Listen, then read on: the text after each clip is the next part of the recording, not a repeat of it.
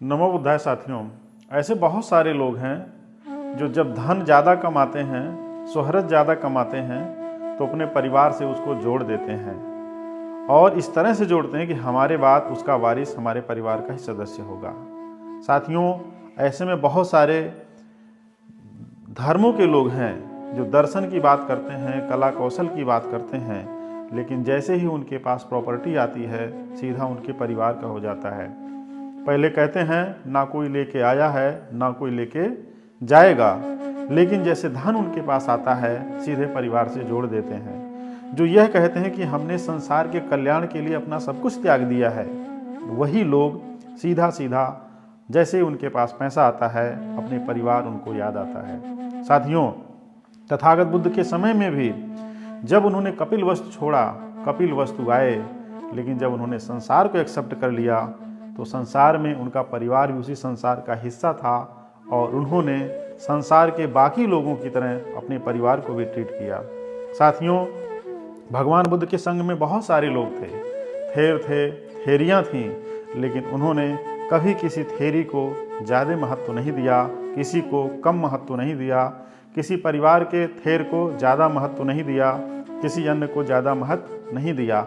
इसलिए भगवान बुद्ध के शिष्यों में जो है, जहाँ पे आनंद प्रिय शिष्य थे वहीं सारिपुत्र मोगलायन भी प्रिय शिष्य थे, वहीं पर महाकश्यप भी प्रिय शिष्य थे। इसलिए जब प्रथम बौद्ध संगीति हुई तो उसकी अध्यक्षता महाकश्यप ने किया था। साथियों, आज एक ऐसी घटना से मैं आपको रूबरू कराने जा रहा हूँ जहाँ पे आप ये पाएंगे कि भगवान बुद्ध के अंदर परिवारवाद नाम की कोई चीज़ किसी भी तरीके से नहीं थी और वो समता के ऐसे बड़े दार्शनिक रहे हैं, ऐसे बड़े शास्त्रा रहे हैं, वो सम्यक संबुद्ध थे। साथियों, श्रावस्ती में भगवान बुद्ध थे और घटना ऐसी है कि भगवान बुद्ध के जो बुआ थी उनके बेटे थे जिनका नाम था थुल्ल-तिस्स। ये साथियों ये पाली में नाम है, प्राकृत में नाम है, तो आपको सुनने में थोड़ा सा अजीब लग रहा होगा, लेकिन पहले लोगों के नाम ऐसे हुआ करते थे। उनका शरीर जो है भारी भरकम था, पहलवान की तरह थे, लंबे चौड़े थे। जाहिर सी बात है कि भगवान बुद्ध के बुआ के लड़के थे तो उनके शरीर की लंबाई चौड़ाई आप भगवान बुद्ध से लगा सकते हैं, क्योंकि एक जेनेटिकल इफेक्ट होता है हमारी बॉडी पे कि हम ननिहाल पक्ष से दधिहाल पक्ष से किसी ना किसी पक्ष में हमारा डीएनए होता है और उसी तरीके से हमारी बॉडी की शेपिंग होती है। साथियों, भगवान बुद्ध श्रावस्ती में थे। भगवान बुद्ध के दर्शन करने के लिए बहुत सारे लोग आ रहे थे, नए नए भिक्षु आ रहे थे, युवा भिक्षु आ रहे थे और आश्रम में थुल्ल-तिस्स बुजुर्ग थे, लेटे हुए थे। ऐसे में उन्होंने देखा क्या कि बहुत सारे लोग जो है थुल्ल-तिस्स से जब उन्होंने परिचय किया कि आप कौन, तब उन्होंने कुछ नहीं बताया और वो उनका लोग पैर दबाने लगे बुजुर्ग समझ करके। एक नौजवान भिक्षु ने उनसे पूछा कि आपका परिचय क्या है, तब वो गुस्साने लगे। उन्होंने कहा कि अभी मैं बताता हूँ मेरा परिचय क्या है। उन्होंने कहा नहीं, आप अपना परिचय बताइए, आपका परिचय क्या है। मैं आपको नहीं जानता हूँ, मैं श्रावस्ती आता हूँ, लेकिन आज तक मैंने आपको नहीं देखा। साथियों, ऐसे में जब वो नौजवानों ने उनसे पूछना शुरू किया तब उन्होंने कहा कि मैं अभी अभी श्रामणेर बना, अभी अभी मैं भिक्षु बना हूँ, मुझे भिक्षु बने कुछ ही समय हुआ है। ऐसे में विनय में ये नियम है कि अगर आज आप भिक्षु बन रहे हैं और अगर आज आपकी उम्र 100 साल की है तो आपका उम्र मात्र 1 साल माना जाएगा। 80 साल 70 साल की अवस्था में भी अगर आप भिक्षु बन रहे हैं और पहले दिन को ही आपका 1 दिन माना जाएगा। आपकी उम्र के लिहाज से आपके धम्म की आयु नहीं मानी जाएगी। धम्म की आयु वही है कि जो धम्म में कितना दिन से कितना समय से धम्म की मर्यादाओं का, विनय का, दर्शन का पालन किया है। इसीलिए अरहत लोग होते हैं, इसीलिए उपासक लोग होते हैं, इसीलिए लोग सम्यक संबुद्ध होते हैं, लोग और तमाम बौद्ध धर्म की जो तमाम डिग्रियां हैं उस पर जाते हैं, बोधिसत्वा होते हैं। तो साथियों, उन्होंने बताया कि मैं अभी अभी धम्म में दीक्षित हुआ हूँ। तब लोगों ने कहा कि विनय की मर्यादा के ये खिलाफ है कि कोई भी नया भिक्षु किसी भी तरीके से अपनी श्रेष्ठता पुराने भिक्षुओं पर नहीं थोप सकता है, ये विनय विरुद्ध है। ऐसे में भगवान बुद्ध के जो क्या नाम है बुआ के लड़के थे थुल्ल-तिस्स नाराज हो गए, बोले कि मैं तुम लोगों को तुम्हारे मूल से उखाड़ कर फेंक दूंगा। मतलब तुम बौद्ध धर्म में जुड़े तो जरूर हो, लेकिन मैं भगवान बुद्ध की, तथागत बुद्ध के बुआ का लड़का हूँ, मैं उनसे ज़्यादा नज़दीक हूँ क्योंकि मेरा ब्लड रिलेशन उनसे है। तो ऐसे में गुस्सा गए, भगवान बुद्ध के पास गए।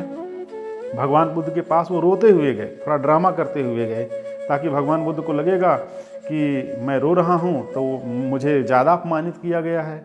ये उनके मन में विचार आएगा, और उनके मन में विचार आएगा तो नए भिक्षुओं को सीधे से धर्म से बाहर कर देंगे, निकाल देंगे। कि उन्होंने टेक्निक अपनाया। साथियों, भगवान बुद्ध के अंदर सम्यक दृष्टि थी, इसीलिए वो किसी के मन में क्या चल रहा है उसको जान लेते थे। और जब उन्होंने पूछा कि थुल्लतिस क्या हुआ, तब उन्होंने जब पूरी घटना का जिक्र किया कि लोगों ने मुझे अपमानित किया, तब भगवान बुद्ध ने कहा कि जो लोग यह मन में विचार लाते हैं कि फला ने मुझे अपमानित किया, फला ने मुझे मारा, फला ने मुझे हराया, फला ने मुझे लूटा, उनका दुख कभी भी शांत नहीं होता है। इसलिए सम्यक दृष्टि में ऐसे भाव को लेकर के आइए जिससे आपका कल्याण हो।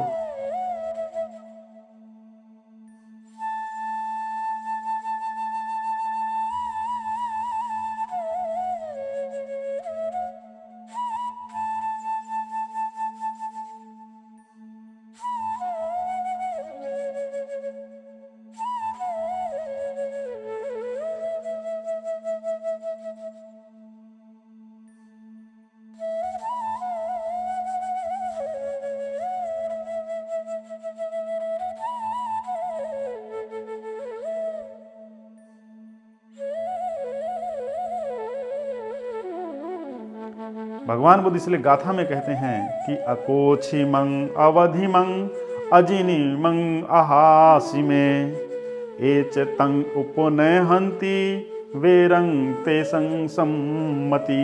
भगवान बुद्ध कहते हैं, उसने मुझे डांटा, उसने मुझे मारा, उसने मुझे जीत लिया, उसने मुझे लूट लिया। ऐसा भाव जो अपने मन में लाते हैं उनका दुख कभी शांत नहीं होता है। फिर भगवान बुद्ध कहते हैं दुख शांत कैसे होता है, आपके अंदर से क्या नाम है, ये जो बदले की भावना है कैसे खत्म होती है और सुखमय जीवन आप कैसे जीते हैं। इसी तरह से उन्होंने दूसरे उसमें कहा है।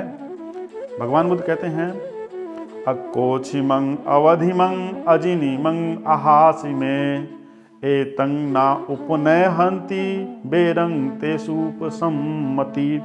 जो मन में यह विचार लाते हैं, ये उसने मुझे डांटा, उसने मुझे मारा, उसने मुझे जीत लिया, उसने मुझे लूट लिया, जो इस तरह के मन में विचार नहीं लाते हैं उनका क्रोध, ईर्ष्या, दुख जो भी है वो शांत हो जाता है और वो सम्यक भाव में आ जाते हैं, आगे बढ़ते चले जाते हैं। भगवान बुद्ध का यहाँ पे जो सेंटर पॉइंट है कहने का, जो एसेंस है कि बदले की भावना से दुनिया में कभी शांति नहीं आ सकती है। जिन राष्ट्रों में आज विवाद चल रहा है, जहाँ खून की नदियाँ बहाई जा रही हैं, वो बदले की भावना से बहाई जा रही हैं, उसमें शांति कभी नहीं आ सकती है।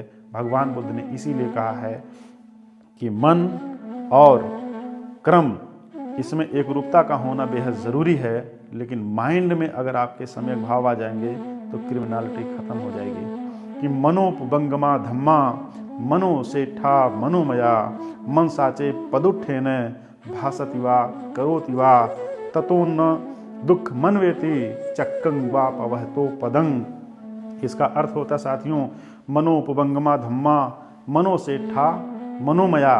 जो लोग दूषित मन से कोई कार्य करते हैं तो उनके पीछे जिस तरह से बैल के पीछे बैलगाड़ी का पहिया चलता रहता है, ठीक उसी तरीके से दुख उनका पीछा करता रहता है। फिर भगवान बुद्ध दूसरे गाथा में कहते हैं मनोपबंगमा धम्मा मनो सेठा मनोमया मन साचे पसन्नेन भासति वा करोति वा ततो न सुख मनवेति छाया वा अनुपायनी।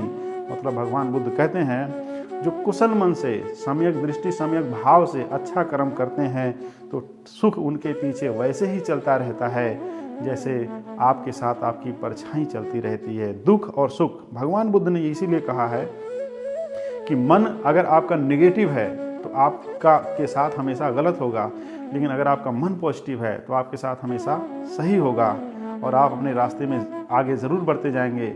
सदगुरु रविदास ने भी इसीलिए कहा है कि मन चंगा तो कठौती में गंगा। धम्मपद की पहली लाइन पे सद्गुरु रविदास की वाणी जो है कितना सटीक बैठती है कि सद्गुरु रविदास ने तथागत बुद्ध के उस बुद्ध वचनों को लेकर के अपनी शब्दावली में ज़माने के हिसाब से मध्यकाल में वही बात कही है। तो साथियों, भगवान बुद्ध समता के इतने बड़े नायक थे कि उन्होंने कभी परिवारवाद नहीं किया, कभी क्षेत्रवाद नहीं किया, कभी ब्लड रिलेशन को नहीं जोड़ा, कभी श्रेष्ठता का भाव नहीं रखा। इसीलिए समता मूलक दर्शन की जो स्थापना है भारत से पूरी दुनिया में प्रतिष्ठित होती है। और सम्राट अशोक ने जब पूरी दुनिया में बौद्ध धर्म के प्रचार प्रसार के लोगों को भेजा तो वहीं से जो है चरत भिक्खवे चारिकं बहुजन हिताय बहुजन सुखाय लोकानुकंपाय अत्थाय हिताय सुखाय देव मनुष्यानंग अत्त दीपा बिहरती, इस तरह से भारत में पूरी दुनिया को समानता की फिलॉसफी को बताया। तो साथियों, इतना ही, हम आपसे फिर मिलेंगे। तब तक के लिए नमो बुद्धाय, नमो धम्माय, नमो संघाय।